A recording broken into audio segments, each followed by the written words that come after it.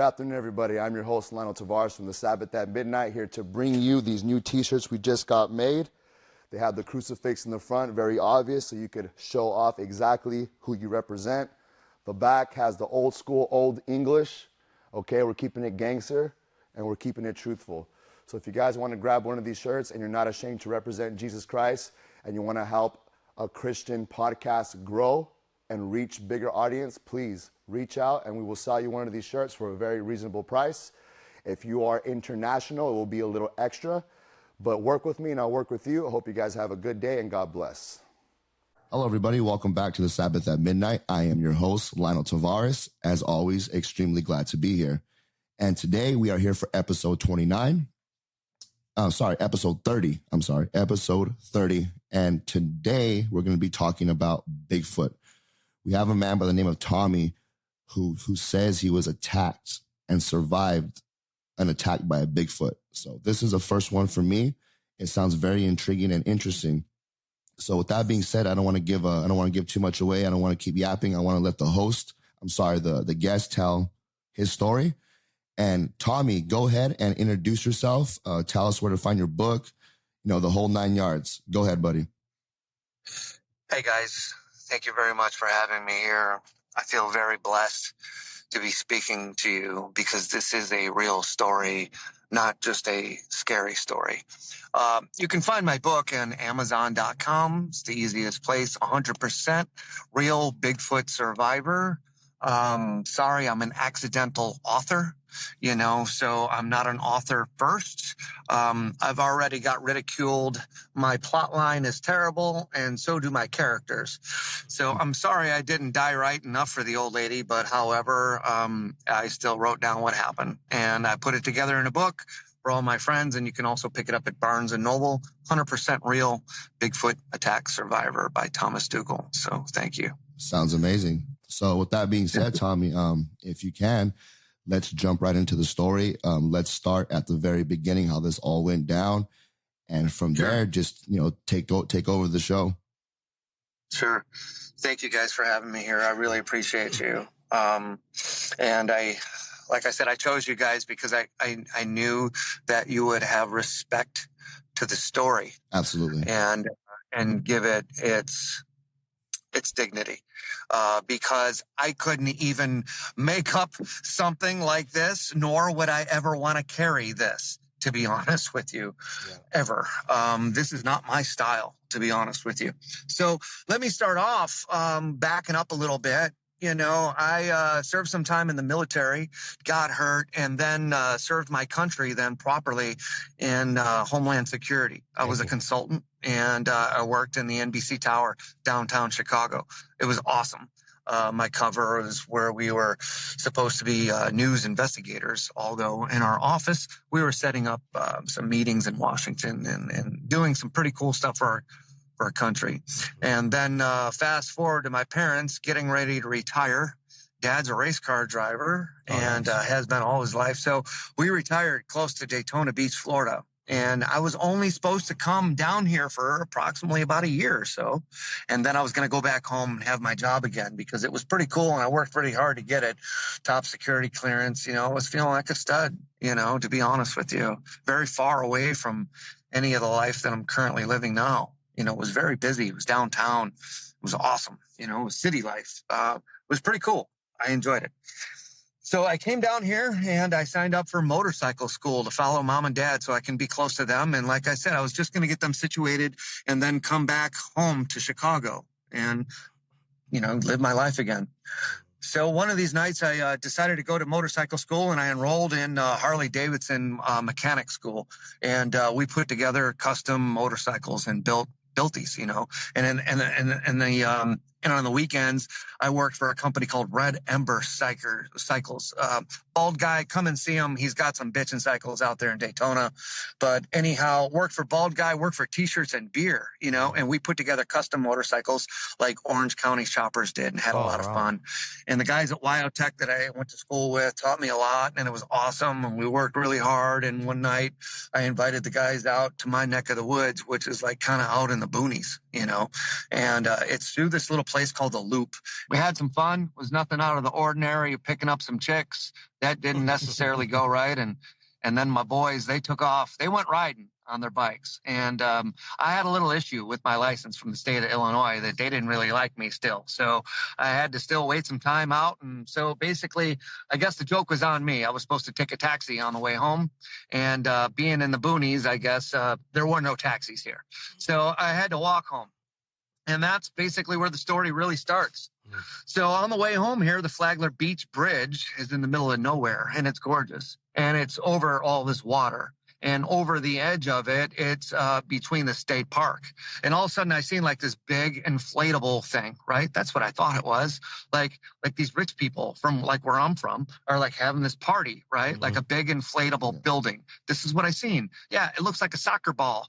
Only I smell like fireworks maybe went off. Damn it, I missed the party. You know, I'm like, right. I smell sulfur. Yeah, I'm a soldier. I know what that stuff smells like. Like fireworks just went off. Like I missed it. And like now this big building is like all these different colors are going on, but I don't hear no music.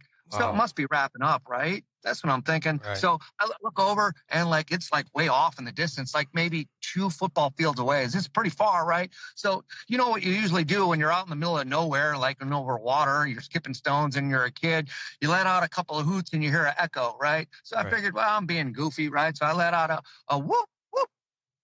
Heard it come back. All of a sudden, there's that building, and all of a sudden it looked like a barn door just opened wide up.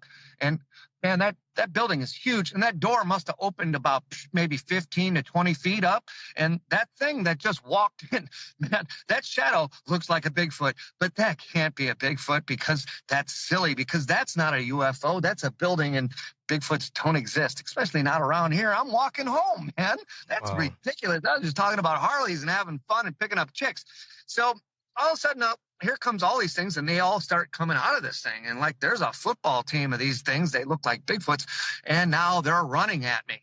And they're running at me like in a duck formation. You know, when you look up in the sky and you see the geese flying, right. You know, they're on a V. Right. Well, like I'm looking at jungle, right? And that jungle is coming at me, and it's moving in a weird V formation. And like, I'm up at like 60 feet high, right? And like all of a sudden now they're down below me. And like, I'm looking and I see a face, I see a face, I see a face. And now I'm very confused. Why am I seeing faces down on the bottom of this bridge and all this stuff going on?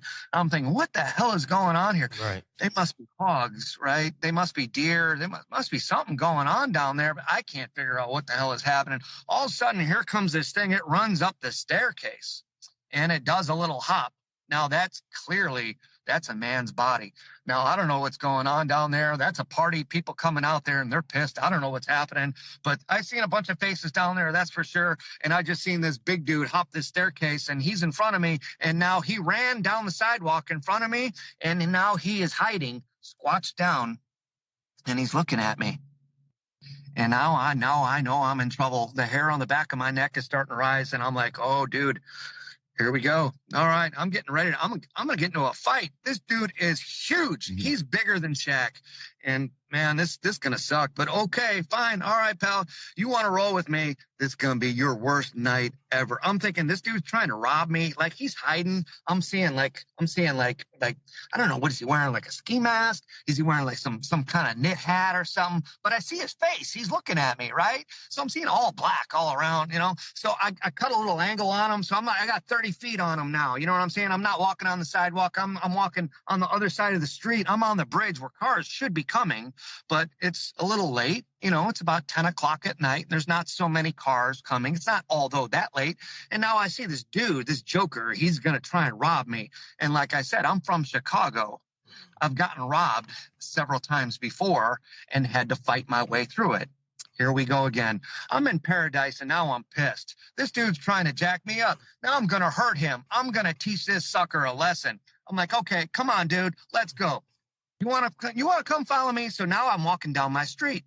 My street is a 3-mile nothing.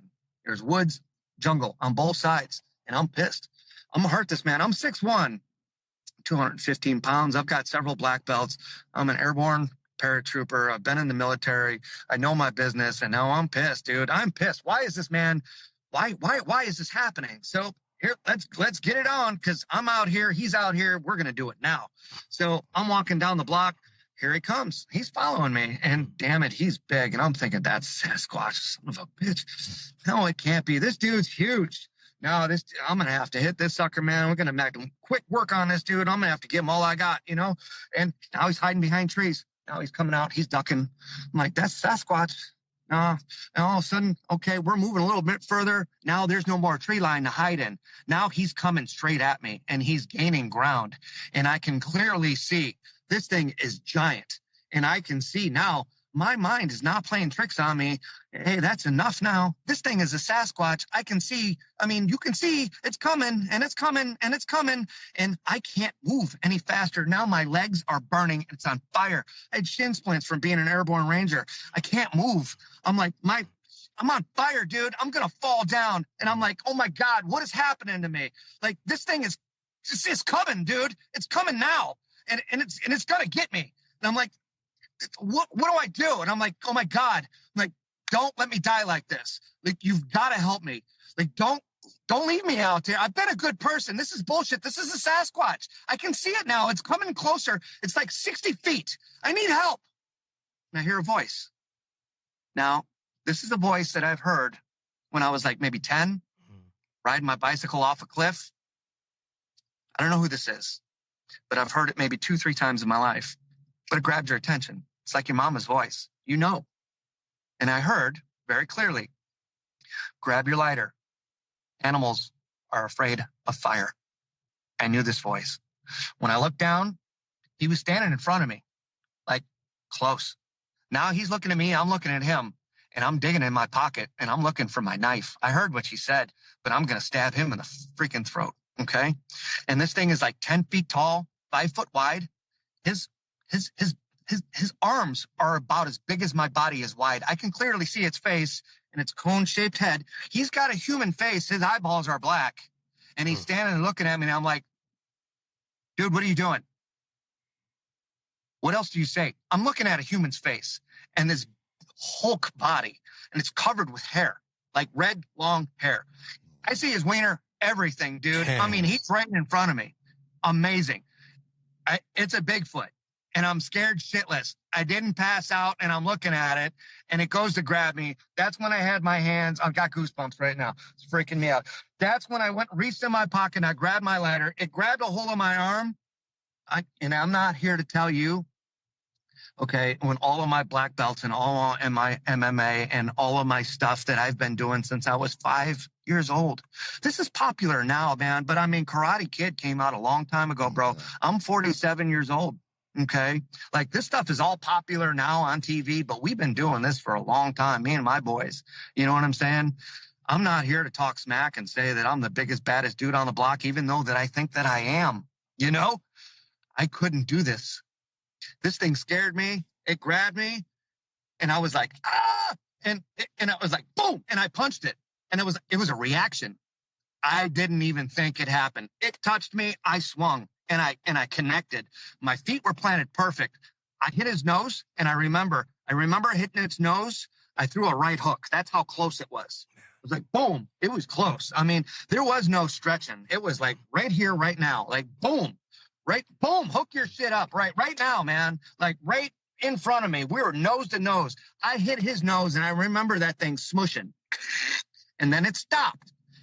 At that point, I was seeing this thing. His head was like 10 times the size as mine. It was just freaking massive. His shoulders were like as wide as the cabin in my car. It was truly the Hulk. It scared the living hell out of me. I'm like, there's no way I would ever try and fight this thing. And now I know why people die and why it's so easy for it to like just walk up to you and do what it wants to, because you just like freak out, and it just probably just walks up to these people and grabs them, and there's nothing that you can do. But I just reacted, and I remember hitting it. And when it stopped, was on its cheekbone, and that's when the lighter went off. The lighter went off right in its freaking eyeball. And it stepped back on its heels, right? And it started turning like a quarterback was like throwing the bomb, to the most perfect pass. It was on its heels, literally stepping back, and then twisted, and then ran through the jungle, straight through the jungle again, which is, the woods, to like through the clearing, which was like 70 feet. It picked up a tree. It started banging the shit out of this tree, ripped it all to pieces, and then started throwing pieces at me. At this point, all of this was happening. And I was still like, is this real? All right. I felt the dirt flying over my head as it was throwing the pieces of the tree at me. I then was like, you have to go. You're going to die. There was other ones around me. I could hear them. I was surrounded by Bigfoots. I didn't see them, but I could hear them flank me on both sides. I then started walking, trying to get home. But again, my knees were on fire and I felt like I was going to fall down. And it charged me several more times. And at that point, I was getting ready to die. I was yelling back at it, like God. And it was going right back again. And it was like that when they talk about hearing the Bigfoot, dude, it'll blow the freaking skin off your face. Like it's like a lion magnified by 100. And it followed me all the way home. And I'm surprised it didn't kill me. And I never seen it again. And then after that, I called the cops, which I thought were my friends. Because if you look me up, I donated the first drone here in the state of Florida and changed the law so the police officers could use drones for search and rescue because my niece died in an auto accident and we couldn't find her body for 3 days. And they said that we could use a helicopter and that would make things easier. None of it made sense. So I just didn't want to be the family type of member to be like giving the cops a hard time. So I found a solution and it turned out to be a big thing. So I thought, well, maybe they would help me with this and I would have some friends. But instead, the cops threatened me and said that they were going to come and beat me up in my driveway. Yeah, well, it was pretty funny, and I reminded the police officer that I was Homeland Security and, that our messages were being recorded. Then at that point, I, stayed quiet for a while. It's been 10 years now. I just went to the convention out in Ocala. I was invited out there by Kathy Westerman and the Ocala Bigfoot Research Group, paranormal people, and they've just been awesome. She's in charge of like freaking she's like Mama Bigfoot out there. Like everybody knows her out in the community, and they've been really, really good to me. I threw up like 3 times, like going out there. I'm like, this is not something that I wanted to talk about or even share, to be honest with you, but it happened to me. So it could happen to somebody else, and I feel like, fine. If you want to make me a target and call me a liar and whatever, I'll take a polygraph. I'm ready. And if anybody wants to go ahead and put their money up, I'm ready, but they've got to be a qualified polygraph examiner. I prefer an FBI guy, so if anybody out there is listening and they want to do something, I'm ready, and I'll do it with you guys too. If you guys can go ahead and get that taken care of for me and get things lined up. I went and while I was writing the book, I talked to several people that were like, dude, you've got to write your story down, and I was like, well, and then what, and they're like, well, put it in a book. I'm like, I don't want to be famous. I don't want anybody bothering me. I don't want news people on my doorstep. I don't want anybody, and they're like, well, just put it there so that, people can see it and view it. And I'm like, oh, okay. So that's what we did. And we put it as cheap as possible so that everyone can see it. And if anyone wants to see it, you can actually see it for free on Kindle, 100% Bigfoot Survivor. You can read it, but if you want to buy it, then Amazon and of course, Barnes & Noble want their money. But that's pretty much, that's it. And from there, now I've met everyone out in the industry, and I'm putting the pieces together now on, how this stuff is working, and it's making more sense. I've run into several professionals now that have taken some of these stories and have concluded that, there's some of these UFO Bigfoot stories that are just like mine that have been out since like the 1800s. Right. And some of these stories have said that the Indians were taking care of these Bigfoots that have come out of this thing that was like a UFO that looked like a ball, that looked very similar to mine. Mm-hmm. And if you look at Ronnie LeBlanc, has got a book out, Bigfoot Land, that I just bought from him and just met with him. And, you know, he's on them Bigfoot shows. I was telling him about what happened, and he's like, dude, have you seen my book? And like, no, you know, I mean, all of this is new. I don't have any Bigfoot books. I don't follow these people.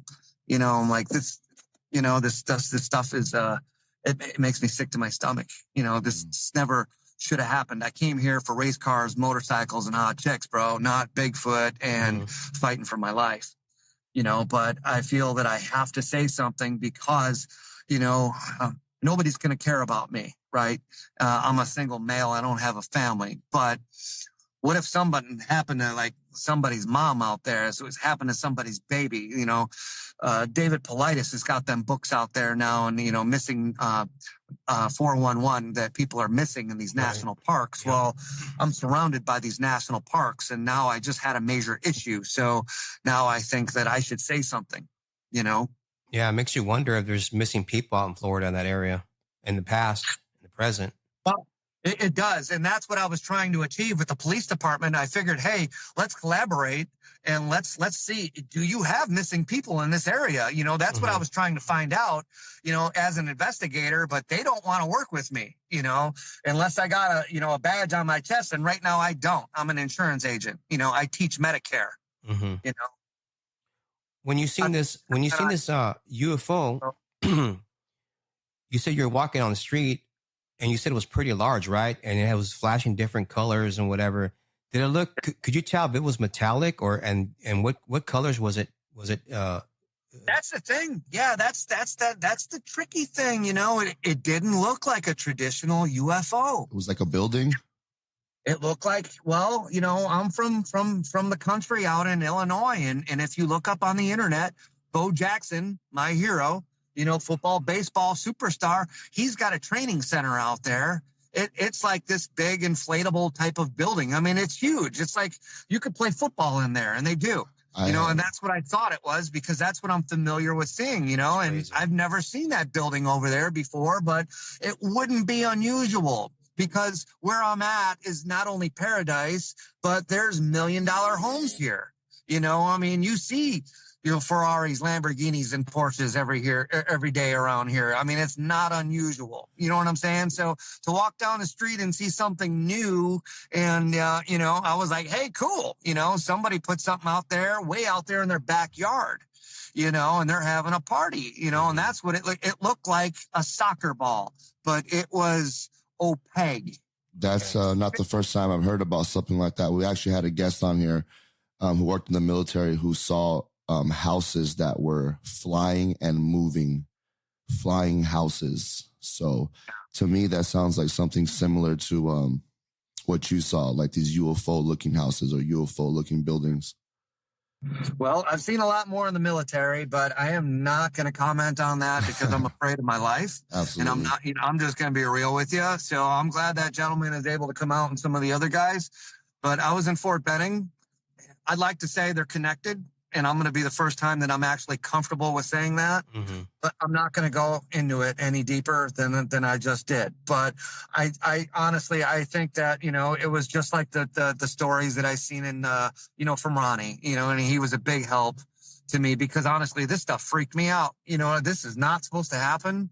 I'm not in the middle of Alaska. I know this is Florida, but I mean, I was walking down the street. I wasn't even looking for Bigfoot, you know, and then I was like, I mean, the story is like unreal. I'm like, I couldn't even make this up, like I said, nor would I ever want to carry this story. And so therefore, if anybody really wants to challenge me, let's go ahead and put your money where your mouth is, because I did call up the polygraph guy and I said, hey, let's go ahead and do this. And that's the freaky thing of what really happened, because I called up an investigator that is a authorized polygraph test examiner. We were supposed to meet at this detective agency at a time, at a place. The night before, they called me up and said, hey, we're meeting at a different address. I didn't think about it. I was just really excited, you know, like I'm taking a polygraph. I'm going to be able to prove this. It didn't hit me until I was there that the directions had completely changed. They had taken me then from a detective agency to a seedy motel. When I got to the motel, they were told me to go in the back. I had my lady with me. She's from Chicago too. She's not stupid either. She's a doctor and PhD. We both said, this doesn't feel right. They were like, hey, you need to go in the back. We looked in the back of this place. I mean, I wouldn't send anybody, my worst enemy, to this place. It looked like I was going to get whacked. Now, from where I'm from and from the stories that I've heard, I didn't want to try that out, my friend. Absolutely. I agree with you. I had met with some folks earlier that had told me about the government interacting with folks in Ocala and completely rearranging their lives. And that was in the 50s on a man who got attacked by a Bigfoot and killed. And that was the only other story that I've ever heard of somebody touching a Bigfoot. Now, I've heard of more now. Now, I've heard there's some guys maybe down in like Sumatra that have fought like a guy has fought like me, fought like a miniature Bigfoot. They've got one down there that's like a miniature hybrid. But, you know, other folks out here, they're getting close, but nobody's ever. I think David Politis knows one girl that has been on a Bigfoot shoulder and was dropped at some point, but she won't talk about it, which I don't blame her. And to be honest with you, I'm scared to death. I am scared to death and I'm very uncomfortable. But like I said, my friends now in the Bigfoot community have taken care of me and they've wrapped their arms around me. And they're the only reason why now I'm able to move forward, because I wouldn't be doing this on my own. But they're coming out with their stories now too. And, you know, we're all kind of holding hands and kind of just being like, holy shit, you know, basically. Yeah, because, I mean, there's no answers and we only have each other. And, because you try to tell the general public about this, dude, they think you're nuts, you're on drugs or whatever. And they want to laugh at you, you know, and make up little goofy stories. Dude, I'm about as real as it gets. I'm not on drugs. I'll take a polygraph test. I'll take a drug test and I'll take a psychiatric test. I'm up. I'm ready. Yeah, absolutely. All those things that you're saying, you're actually calling them out. I mean, you have nothing to hide. I would do the same thing, but really quick, I just wanted to say that I appreciate your story, because there's a lot of people out there, you know, people who listen to podcasts and hosts of podcasts, they make this Bigfoot thing like it's some kind of fantasy to meet one and make friends with Bigfoot. You know, let's go look for Bigfoot and let's make friends. I mean, without hearing your story, I already know that's the stupidest thing you can possibly do. So I'm glad that you came on here and told what these things are really like, because there really is people out there that are looking for these things because they think they're going to be best friends with them. Because it's promoted. It's like he was like Lionel saying, they're promoted by other shows that these things are, you know, your best friend. You want to meet one. You want to buy a T-shirt. You want to buy a coffee mug. You want to buy coffee named after Bigfoot. I don't think they're friendly money out there right now. You know, and there's a lot of people with hooks in their mouth right now, big fish hooks. You know, and I'll be completely real. I played with tigers. I played with real tigers. Okay, and they will eat you. Okay, but I will not walk into the jungle going to look for one, because you know why? Because they will eat you, and that's the same damn reason why you don't go out there looking for Bigfoot. Yep. Because you just don't belong out there, and all these people, you know, they need to stay on the path, because basically the end result is, you know, are they going to see Bigfoot? Most likely no. But are you going to sprain an ankle? Are you going to be in a spot where you can't help yourself? Yes. Are you going to get an infection? There's just a girl who just died, a Bigfoot. She just got a chigger, got Lyme disease. Okay. So, I mean, that's going to be your killer. You know, meet little bugs that are going to wipe you out. You're going to get a mosquito bite that's going to jack you up. You know, you're going to get an infection. You know, all these things are going to happen because they don't need to be, because you don't need to belong out there. And if you are out there, you don't know what you're doing. Right. You know, so leave it up to the experts is what I'm going to tell people. You know, stay on the trail. And I know what I'm doing, and I stay on the trails. You know, these trails are gorgeous where I'm at. We have all these trails here on Palm Coast. I just got an e-bike. I'm nerdy. I'm all excited, but I'm not getting out there, man. I'm staying on the trails, because that's where I belong. I don't blame you at all. And it seems that with a lot of these Bigfoot sightings and even Dogman, there's always something have to do with the UFO or metallic sounds or doors closing and orbs. And it's just, there's something associated. Even Ron Moorhead had a story with us about, way back, I don't know, 1800s, something that some people saw what they could only identify as bears coming out of UFO, but they were Bigfoot. And this goes back hundreds of years ago. So there's something associated with that. Right. Yeah, and that's exactly what I'm talking about now. And that's, these are the stories now that are making me feel better, because now that I'm meeting with these experts and I'm sharing knowledge, that's all I want to do is I'm sharing knowledge, and we're working together, as one cohesive group, trying to figure out what is happening to us as a human race. Right. What is going on here? And the other people that are running the other direction, hey, you know what? You guys want to go throw touchdowns and get on camera. Go, do whatever. I'm not talking about Ronnie and LeBlanc and some of the other guys. I'm talking about the goofy people that are on the internet that are just making fools of themselves. I don't want anything to do with any of that. I'm sticking with the professionals, and we're sharing information, and we're being careful about it because it's real. It's real, and it's scary. It's scary. Yeah, I just read, actually it wasn't an article. It was a little news snippet from Kern County in California that they're advising from the sheriff's department to be on the lookout for Bigfoot because they're coming down to drink water.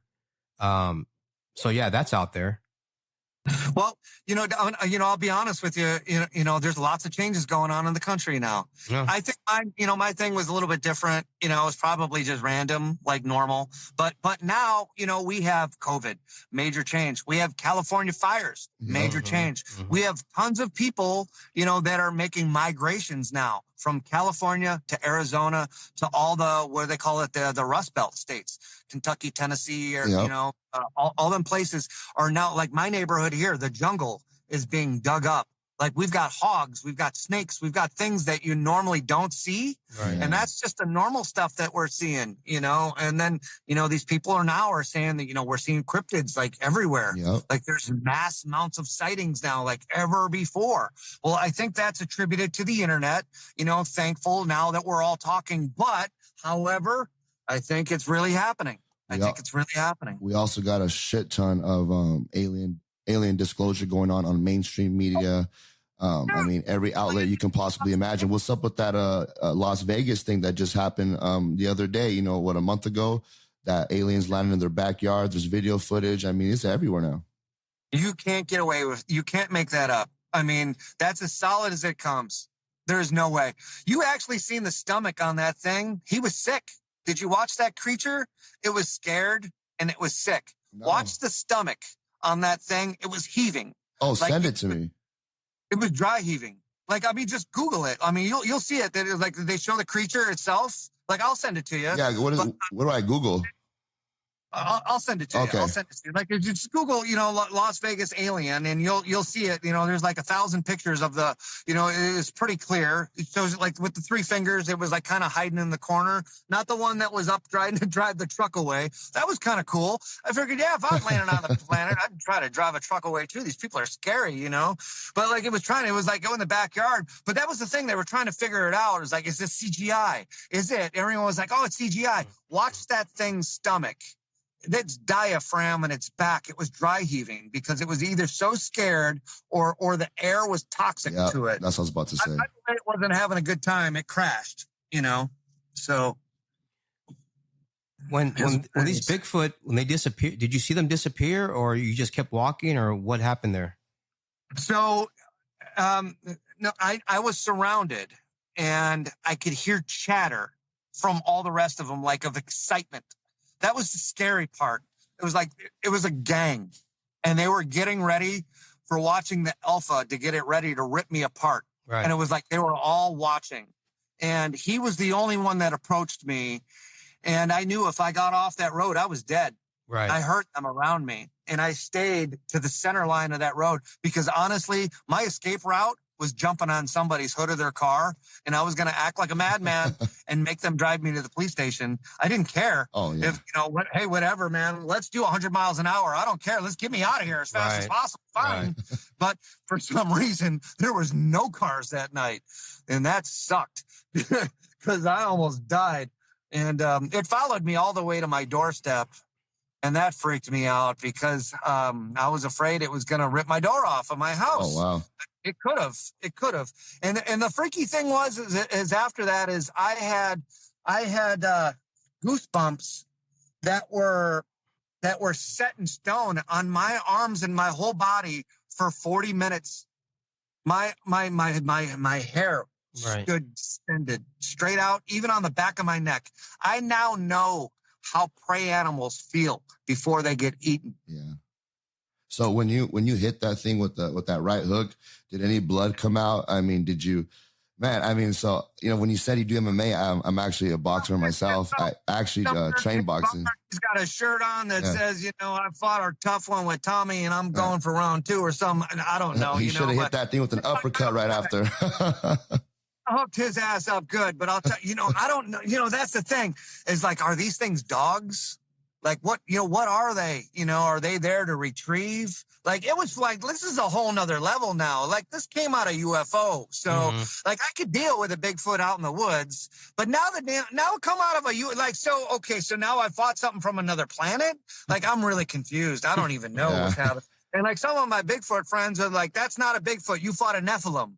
Hey, like, okay, so that's just a whole other freaking story now. Okay. They kind of go hand in hand, buddy. They kind of go hand in hand. A Nephilim is basically just some kind of hybrid entity from above and from down here. I get it. If you guys look into my book, though, I did some serious research. A lot of folks out here, they're out looking through the dirt, and, I respect these guys. But like I said, I was in the Army. I had chiggers, and I ain't doing that. So I went into history. I looked into books. I looked into everything that I can find, and that's, right up your alley. I went into Sumerian tablets.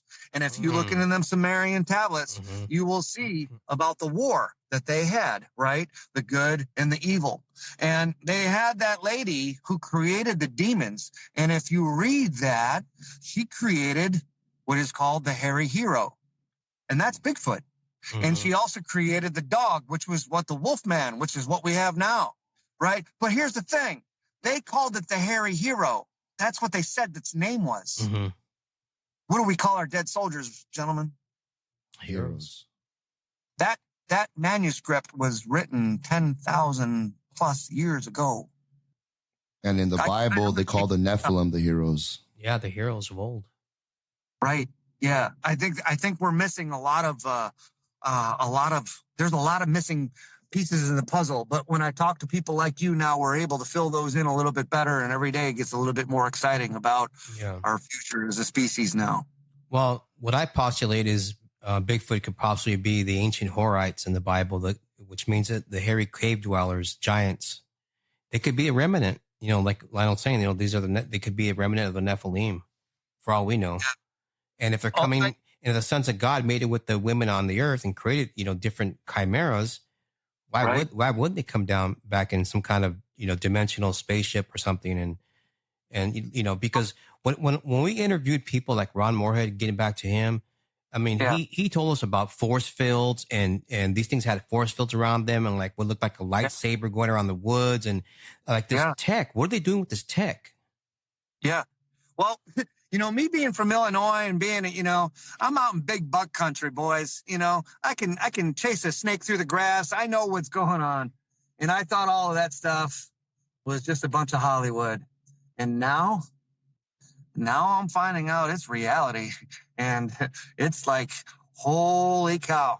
Like this sci-fi stuff is real deal. These portals are real. Bigfoot's real. UFOs are real. This stuff is happening. And there's a lot of it going on.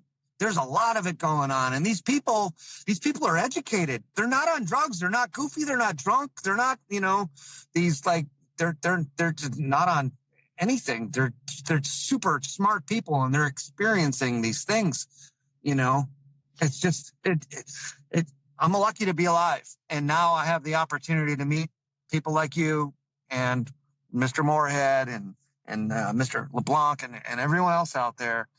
you know. I just can't believe you hit that thing with the right punch. I'm still thinking about that. I can't believe it either.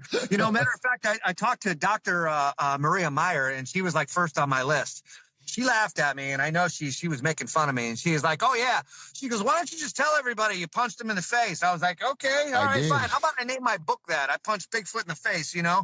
So yeah, so she thought I was joking, and then when I met Ronnie, I was like, "Hey, you're going to go and tell your friend that you met me now. I'm the weirdo that's been contacting her. You know, the guy that punched Bigfoot in the face." You know, he started laughing, and he was like, "I got to hear this. So, yeah, this is going to be a good one." Oh, you and I spoke to handed Ron him Moore? my book. I'm like, "Yeah, this is real." Oh, I'm sorry. I didn't know real. that. I didn't know you spoke to Ron Moorhead. Do you talk to Ron Moorhead? No, Ronnie LeBlanc. Oh, okay. I was going to say. Yeah, I was in line for Mr. Moorhead. I'm going to meet him next year, and it was way too long. So, yeah, I broke my neck on I-4 after I came down. That's something else. I fought Bigfoot, and about 10 years or later, so I broke my neck on I-4. I've got a 6-disc fusion and 2 artificial discs in my neck. So I'm one just aggravated, angry person right now, and I just really don't have no patience for bullshit. I'll just let you know. So that's what I'm just telling everybody. Let's go ahead and let's just get that polygraph, because I'm not having an argument with you. You can go ahead and argue with somebody else after I pass the polygraph, but you know, it is what it is. You remind me of me a lot. I have no time or patience for anyone to call me out. If I tell you the truth, this is the truth. And if you don't believe it, whatever, pull out the polygraph test or go kick rocks. I really don't care. I don't care, because I know I'm telling the truth and I know what's in my heart, and that's all that really matters to me between me and God. So I agree with you. I respect people. I take care of people, and the Lord is my savior. So I'm thankful to be here, gentlemen. Thank you so much for having me. No, thank you for coming on. When you got a good close up at this entity, Bigfoot, you said that the head was, you know, cone shaped. What about the facial features? Did it look ancient? Did it look older? Or you know, any gray hair? You mentioned red hair. Any wrinkles or teeth? You know, he had like a Fu Manchu, to be honest with you. So you could, like, because I was, you know, pretty much nose to nose with him. He looked like a gentleman that couldn't grow a proper mustache. You know, it looked like it was started on both sides. Right. You know, yeah, right in there, right there. It started to grow, but up on top it wouldn't. But all below, he had a beard. So no mustache on top. And then that's the funny thing now about his nose. Like, you know, now, you know, when you put your finger up, put your finger up to your nose, buddy. Up a little more. Keep going. Keep it right in there. You see how it slopes down? Yeah. No slope. So it went from tip to forehead. Wow. Oh, so it just goes like this. I see. That's so that's slope. strange. That looks exactly like Henry from the Hendersons. The beard, everything. You know, that's what kind of the Nephilim thing is kind of coming in, and you know, but I mean, you know, the Nephilim were here, like what I mean, like, you know, I don't know, like 10,000 years ago or something. I mean, I don't know, who knows what they look like, but that's what people, the Bigfoot people are saying. The Bigfoots look like Ewoks, and the Nephilim are looking like, you know, angry humans. Well, that actually reminds me, you know, I'm not trying to go off subject, but this makes a very good point, because I don't believe anybody in Hollywood makes anything up. Have you ever seen Game of Thrones? The show? I think so. Okay, if you have seen it, there's this thing called the Great Ice Wall, and behind the ice wall, all these monstrosities live behind it. And one of these monstrosities are giants. And remember, Dominic, the way they look, they have no bridge. Their nose goes straight connected. It's a straight nose, and they're giants. Nordic, like a Nordic it's nose. A straight nose, but the nose connects. There's no slope. It just goes one bone, and they're giants in the show. Kind of like that nose from Prometheus, that giant. Oh yeah, that too. Same thing. No gap right here. That's really the imagery there is. It seems like it could be a hybrid of a angelic type if it had that type of nose. I mean, they generally have that type of. They're described as they have no ridge there between the forehead and the nose. Well, look at the Statue of Liberty. The Statue of Liberty is supposed to be Columbus, aka Lucifer. Look at the nose. Whoa, the eyeballs were black on this dude. Straight black. I mean, because I could see very clearly. And when the lighter went off, and that's the thing about my angels being around me, that lighter never flicked like that before or after. I tried to reproduce it, like even in the bathroom. You know, if you guys want to see what that looks like, you know, go put a lighter at the end of your nose in your bathroom and turn the lights off and flick it and watch that spark. If you don't believe that that lighter has that power, put that sucker right there and go ahead and give it a go. And you're going to see something like what we experienced. But that light that night was 10 times that size. So I not only heard what I believe were my angels around me, guiding me out of that fight, but on top of that, they made that fire like just ginormous. Yep. It covered his head, and thank God it dove back, because if it would have punched me, it would have cut me in half. Oh, yeah. I mean, it would have broke you. yeah, for sure. You know, for sure. I think it was there to take you. I think it was too. Yeah, That's which freaks wild. me out. That's I totally don't want to go wild. walking out of my house now, be like looking up and then like some weirdo, you know, be like looking out in the sky. Like, I'm not going outside. There's aliens out there, you know. Hey, man, you don't got to be like that at all. Me and Dominic have our own personal experiences. We practically live on a haunted ranch, everything from UFOs to demonic paranormal activity. So we don't, everything you say, bro, I don't doubt you at all. I have no reason to doubt you or to believe that you're lying, because if I tell you my stories, you're going to be like, huh? So I don't take anything for granted. Very shortly, gentlemen. Okay. And I'll come out there and I'll visit you for about an hour or so. Okay. I'll shake your hands, give you a big hug. I'll even give you my book, and we'll call it a day. Let's do it. Yeah, Yes, that's a very impacting story that obviously did, you know, probably to this day still affects you, right? I mean, it scared me bad, and I was like really at the point that I was never ever going to tell the story, to be honest with you. And the only thing that is driving me is that in my life I protect people. If I didn't care about people, I mean, why subject myself to this punishment, really, and this ridicule? This type of experience or lesser, right? I'm a psychology major. Things happen to people and they ruin their life. Yeah. They'll go to drugs, they'll go to alcohol, they'll go to some kind of abuse because one point in their life for approximately 5 seconds, 5 minutes, 10 minutes, or an hour affected them so bad that they ruined their entire lives forever, right? Right. I refuse to let that happen. And hopefully I will give someone else the strength to be able to come forward like I am now, so they can share their story, so we can collectively help us as a human race, like I said, because there's just no answers here. No, there's not. And I'm pretty damn scared. And yeah, they were going to take me for sure, if not eat me or whatever. I don't know where they were going to take me, but there was a UFO there. And what happened to the UFO? Did you see it disappear, or what happened? No, I didn't. I walked home, and like, once you got into the jungle there, you can't see anything. You can't even see your hand in front of you. It's so dark. And that's when I was like, okay, dude, like, you know, I'm from downtown Chicago. Like, you know, I've gotten robbed before, you know, I've had guns and knives at me before, you know, and it's not a pleasant feeling. And I was really angry, and it wasn't the smartest move, to be honest with you. And I don't recommend it for anyone else to do what I do, but I've been through experiences like that before. And looking back, I should have never done that. Right. And it was really stupid of me. However, at that particular time, I was dumb, and I was like, let's do it. And that's what happened. And I, you know, got the shit scared out of me. That was that. But I didn't see the UFO taking off anywhere. I just seen that thing like walk away. And I was like, I was just praying to God it wasn't going to come through the back of my house or start ripping windows out, or I kept the lights off so it didn't see me in the house. You know, I was afraid, like it was going to rush me back in the damn house. It knew where I was at. It watched me. I watched it. It watched me. That's crazy. That's wild. Did you examine the area the next day? Any footprints or no? No, I was fucking petrified, to be honest. I didn't go out there for years, man. You know, no, anybody should have went out there and looked for footprints and looked for the UFO, spots, and, you know, do all the things that we do now, you know. But no, I didn't want to drive by there. I didn't even want to look at it. I didn't want to talk about it. I didn't say anything for like a month to my girlfriend. and she thought I was nuts.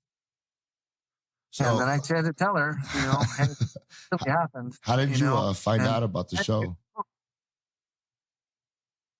What was that? How did you find out about the show? I found you guys on Facebook. Oh, okay, cool. I just wanted to know. I'm glad we're getting out there finally. Thank you. Oh, you guys are in the community. Yeah. And, like I said, you guys are just right up my page there. I mean, I'm legit and no bullshit, so that's how I found you. That's what we're here for. I've been getting, what's that what I'm looking for? I'm very grateful for how big this show has grown, and I'm glad to get people on like you who want to tell their story because, like we just said, you're not the only one in the world who's been through this, but we need people like you to talk about it for the people who are scared to come out and speak about it because like you said, they don't want to get ridiculed, lose their job, etc. The whole 9 yards. Yeah. Absolutely. I'm an insurance agent now. I teach Medicare. I actually license other agents and tell them how to do their job. And, could you imagine if I tell them, I fight Bigfoots for fun, Yeah, really. So yeah. Your residence, is it situated near a lot of foliage, trees and bushes and? Yeah, we're in Flagler Beach, Palm Coast. Okay. You look that up on the map. We're in between a couple of national forests, and the ocean is on the other side. And on the other side of that national forest is the Ocala National Forest. And that there is the Bigfoot. That's just as good as Alaska, in my opinion, as far as Bigfoot sightings. They have Bigfoot family sightings during the daytime. That's crazy. Of, Bigfoot moms with their children with, looking female walking through pastures. And it's like, it's not every day, but it's pretty normal. And those are the people that I've been working with, these are to my neighbors and they're the people that have brought me now into their community. I haven't gone out there with them because I'm scared shitless, but they've been inviting me. But I do realize now when I go out with them and they're going to show me their thing and their stuff, because they're pros and they're the best at what they do. I'm going to be safe. They're not going to put my life in jeopardy, but they're going to show me their evidence. And at this point now, I've been working my way up to getting enough gusto to be able to be like, okay, I think I'm ready for maybe a daytime Bigfoot, excursion. They do them at night, and I don't think I'm ready to. It's so dark out there. I just, man, I already seen that dude. I already know he's out there. There ain't no reason to stand out there, feel like a damn moron. I know he's coming. Yeah, for real. Exactly. Once was enough. Trust me. I think if most of these people actually seen this thing like I have, they'll pack their shit up and game's over, man. They'll probably pick up another hobby for sure. That's what I'm hoping from these people, like I said, that keep making it seem like he's some kind of cuddly teddy bear and is going to be best friends with you and, eat food from your window as you hand it to him or something. I don't know, man. It's ridiculous. Oh, yeah, he will. And we're going to find those nice people, too, with their head removed and their body in another location and Bigfoot eating out of their whatever. I'm pretty sure you heard a podcast before that is obsessed with Bigfoot. I don't want to say the name, but I'm pretty sure you heard it. Yeah, there's a lot of people are infatuated, and there's somebody actually it is what you're going to believe what you believe, and bless everybody out there.